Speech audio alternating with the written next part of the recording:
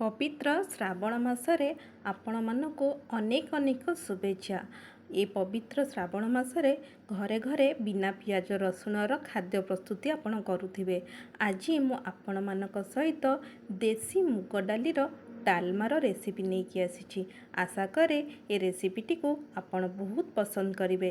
ଚାଲନ୍ତୁ ଦେଖିନେବା ଆମ ଓଡ଼ିଆମାନଙ୍କର ଅତି ପ୍ରିୟ ମୁଗ ଡାଲମା। ଦେଶୀ ମୁଗ ଡାଲମା ପ୍ରସ୍ତୁତ କରିବା ପାଇଁ ମୁଁ ଏଠି ଗୋଟେ କପ୍ ମୁଗ ଡାଲି ନେଇଛି, ତା ସହିତ କିଛି ବୁଟ ଡାଲି ନେଇଛି। ଏଠି ମୁଁ ଦେଶୀ ମୁଗ ନେଇଛି, ଆପଣ ଚାହିଁଲେ ଏଠି କିଣା ମୁଗ ମଧ୍ୟ ୟୁଜ୍ କରିପାରିବେ। ଯଦି କିଣା ମୁଗ ନେଉଛନ୍ତି ଏହାକୁ କଡ଼େଇରେ ଟିକେ ହାଲକା ଭାଜି ନେବେ। ଏଠି ମୁଁ 5ରୁ 6 ବଡ଼ ଚାମଚ ବୁଟ ଡାଲି ନେଇଛି, ଯାହାକୁ ଅଧଘଣ୍ଟା ହେଲାଣି ପାଣିରେ ଏମିତି ଭିଜେଇ ନେଇଛି। ଏହା ଅପସନାଲ୍, ଡାଲମାରେ ଦେଲେ ଟେଷ୍ଟ ଆହୁରି ବଢ଼ି ଯାଇଥାଏ। ଏବେ ଚାଲନ୍ତୁ ଡାଲମା ପ୍ରସ୍ତୁତ କରିବା। ଡାଲମା ପ୍ରସ୍ତୁତ କରିବା ପାଇଁ ମୁଁ ଏଠି ଗୋଟେ ଡେକ୍ଚି ନେଇଛି, କିଛି ପାଣି ନେଇଯାଇଛି, ପାଣିକି ଫୁଟିବାକୁ ଛାଡ଼ି ଦେଇଛି। ଫ୍ଲେମ୍ ଏଠି ମିଡ଼ିୟମ୍ ଅଛି। ମିଡ଼ିୟମ୍ ଫ୍ଲେମ୍ରେ ଧୋଇକି ରଖିଥିବା ମୁଗ ଡାଲି ଆଉ ବୁଟ ଡାଲିକି ଦେଇଦେବା। ଆପଣ ଚାହିଁଲେ କୁକର ମଧ୍ୟ ୟୁଜ୍ କରିପାରିବେ। ପ୍ରେସର କୁକରରେ ବନେଇଲେ ଡାଲମାର ଟେଷ୍ଟ ସେତେ ଅଧିକ ଆସିନଥାଏ। ଏହିପରି ଭାବରେ ଆପଣ ଡେକ୍ଚିରେ ପ୍ରସ୍ତୁତ କରିବେ, ଦେଖିବେ ଡାଲମା ବହୁତ ବଢ଼ିଆ ଲାଗିବ। ଏବେ ଡାଲମା ଆମର ଫୁଟି ଆସିଲାଣି। ଏବେ ସେଥିରେ 2ଟି ତେଜପତ୍ର ଦେଇଦେବା। ତା ସହିତ ବଡ଼ ଖଣ୍ଡେ ଅଦାକୁ ହେମଦସ୍ତାରେ ମୁଁ ଏଠି କୁଟିକି ଦେଇଛି। ଆପଣ ଚାହିଁଲେ ଏଠି କଞ୍ଚା ଲଙ୍କା ମଧ୍ୟ ଛେଚିକି ଦେଇପାରିବେ। ତା ସହିତ ସ୍ୱାଦ ଅନୁସାରେ ଲୁଣ ଦେଇଦେବା ଆଉ ହଳଦୀ ଗୁଣ୍ଡ ଦେଇଦେବା। ଏବେ ଡାଲମାକୁ ସିଝିବାକୁ ଛାଡ଼ିଦେବା। ଏବେ ଚାଲନ୍ତୁ ପରିବା ଦେଖିନେବା ମୁଁ କ'ଣ କ'ଣ ପରିବା ସବୁ ଏଠି ନେଇଛି। ଆପଣ ଏଠି ଆପଣଙ୍କର ପସନ୍ଦ ଅନୁସାରେ କୌଣସି ବି ପରିବା ନେଇପାରିବେ। ମୋ ପାଖରେ ଯେଉଁ ପରିବା ଥିଲା ମୁଁ ସେଇ ପରିବା ନେଇଛି। ଗାଜର ନେଇଛି, କଖାରୁ ନେଇଛି, ଅମୃତଭଣ୍ଡା ନେଇଛି, ଆଳୁ ନେଇଛି, ସାରୁ ନେଇଛି, ଜହ୍ନି ନେଇଛି, ବାଇଗଣ ଆଉ କଦଳୀ ନେଇଛି। ବାଇଗଣ ଆଉ କଦଳୀକି ଏମିତି ପାଣିରେ ରଖିଛି, ଯାହାଦ୍ୱାରା ଏହା କଳା ପଡ଼ିବନି। ଆପଣ ଏଠି ଖମ୍ବ ଆଳୁ, ବିନ୍ସ, ଗାଜର, କନ୍ଦମୂଳ ଆପଣଙ୍କ ପସନ୍ଦ ଅନୁସାରେ କୌଣସି ବି ପରିବା ଆପଣ ନେଇପାରିବେ। ଏବେ ଚାଲନ୍ତୁ ଚେକ୍ କରିବା ଡାଲି ଆମର କେତେ ସିଝିଲାଣି। 3ରୁ 4 ମିନିଟ୍ ପରେ ଏଠି ଦେଖନ୍ତୁ ଡାଲି ଆମର ଟିକେ ଦର ସିଝା ହେଇ ଆସିଲାଣି। ଏବେ କାଟିକି ରଖିଥିବା ପରିବା ଗୁଡ଼ିକୁ ଦେଇଦେବା।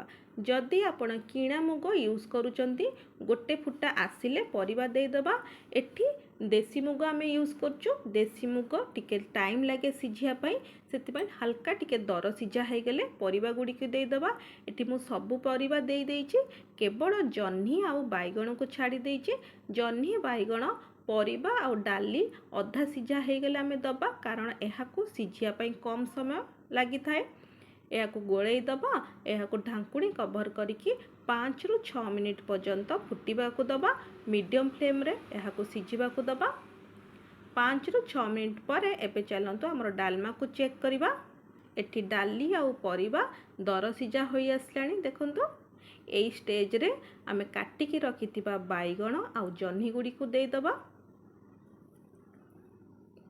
ଯେତେବେଳେ ଆପଣ ବାଇଗଣ ଦେବେ ଫ୍ଲେମ୍କୁ ସବୁବେଳେ ହାଇରେ ରଖିବେ, ଯାହାଦ୍ୱାରା ବାଇଗଣ ଗୁଡ଼ିକ କଇଁଥା ପଡ଼ିବନି। ଚାମଚ ଦ୍ୱାରା ଗୋଳେଇ ନେବା। କଭର କରିକି ଆଉ 2ରୁ 3 ମିନିଟ୍ ଏହାକୁ କୁକ୍ କରିବା। 2ରୁ 3 ମିନିଟ୍ ପରେ କଭର ଖୋଲିକି ଚେକ୍ କରିବା। ଏଠି ପରିବା ଗୁଡ଼ିକ ଆଉ ଟିକେ ସିଝିବ। ଏଇ ଷ୍ଟେଜ୍ରେ ମୁଁ ଏଠି ଟିକେ ଗୁଡ଼ ଦେଲି। ଗୁଡ଼ ଦେବା ଦ୍ୱାରା ଡାଲମାର ଟେଷ୍ଟ ଆହୁରି ବଢ଼ି ଯାଇଥାଏ। ଡାଲମା ପାଇଁ ମସଲା ପ୍ରସ୍ତୁତ କରିବା। ଏଠି ତାୱାକୁ ମୁଁ ଲୋ ଟୁ ମିଡ଼ିୟମ୍ ଫ୍ଲେମ୍ରେ ଗରମ କରି ନେଇଛି। ବଡ଼ ଖଣ୍ଡେ ଡାଲଚିନି ଆଉ 4ରୁ 5ଟି ଲଙ୍କା ନେଇଛି। ଲୋ ଟୁ ମିଡ଼ିୟମ୍ ଫ୍ଲେମ୍ରେ ଏହାକୁ ଚାମଚ ଦ୍ୱାରା କଲର୍ ଚେଞ୍ଜ ହେବା ପର୍ଯ୍ୟନ୍ତ ଭାଜି ନେବା। ଲଙ୍କା ଭାଜି ହେଲା ସମୟରେ ସ୍ମେଲ୍ ଆସିବ, ଯେଉଁଥିରୁ ଆପଣ ଜାଣିବେ ଲଙ୍କା ଭାଜି ହୋଇସାରିଲାଣି। ଦେଖନ୍ତୁ ପାଖାପାଖି 1ରୁ 2 ମିନିଟ୍ ଭିତରେ ଲଙ୍କାର କଲର୍ ଚେଞ୍ଜ ହୋଇଗଲାଣି। ଏବେ ସେଥିରେ ମୁଁ ଅଧା ଛୋଟ ଚାମଚ ଜିରା ନେଇଛି। ଏହାକୁ ହାଲକା ଭାଜି ନେବା। ଜିରାକୁ ଏଠି ଆପଣ ପୋଡ଼ିବେନି, ଲୋ ଫ୍ଲେମ୍ରେ ଭାଜିବେ। ଏଠି ଆମର ଜିରା ଭାଜି ହୋଇଗଲାଣି। ଏହାକୁ ଏବେ ଗୋଟେ ପ୍ଲେଟ୍କୁ କାଢ଼ି ନେବା ଆଉ ଏହାକୁ ଥଣ୍ଡା କରିବା ପାଇଁ ଛାଡ଼ିଦେବା।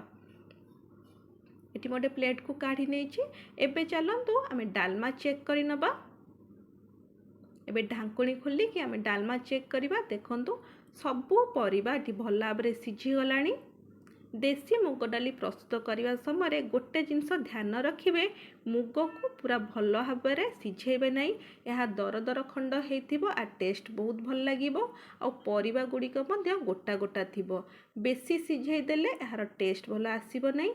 आपण डालमा आपण पसंद अनुसार पानिया नले काठुआ रखिए। एटी मु गैस फ्लेम को बंद कर नेली। एबे डालमा पाई छुंक प्रस्तुत करवा। एटी मु 2 ରୁ 3 बड़ चामच घर घी एटी मु 2 ରୁ 3 बड़ चामच देसी घी नहीं या भल भाव गरम करनबा। 4टी सुखिला लंका नेली। यह भल भाव फुटई नबा। फ्लेम को मुझे मीडियम रे रखी। लंका फुटी आसला से 5 फुटण देदेव। आपण चाहिए खाली जीरा मध्य फुटई पारे जदि आपन को 5 फुटण पसंद नुहे। एटी फुटण को भल भाव फुटई सारापर एथिरे किछि हेंगु देदेबा। हेंगु निश्चिंत भाव में देबे। बिना पियाज रसुण डालमा रे हेंगु पूरा स्वाद बढ़ई दे थाए। एठी हमर फुटण प्रस्तुत। एबे सिझेकी रखिथिबा डालमा रे देकी ढांकुणी घोड़े दबा जमती सेतरे बास्ना रहिबो छुंकर। पाखापाखि 4 ରୁ 5 मिनिट पर ढांकुणी खोलिकी सेतरे किछि कोरा नड़िया देदेबा। आ प्रस्तुत करी रखिथिबा लंका और जीरा को भल भाव में मुझे हेमदस्तारे कुटी नहीं यह डालमा रे देदेबा। एठी हमर स्वादिष्ट देसी मुग डालमा प्रस्तुत। ए मुग डालमा को आपण गरम गरम अरुआ भात सहित रुटी सहित पराठा सहित मध्य खाई परिबे। जदि रेसिपीटी भल लगिला वीडियोटी को लाइक करिवे। चैनल रे नुआ थिले सब्सक्राइब करिवे। ए श्रावण मासरे मु आपण मानक सहित आहुरी किछि बिना पियाज रसुण रेसिपी नहीं आसीबी। सेति पई विदाय दियंतु। रहिली। Bye bye.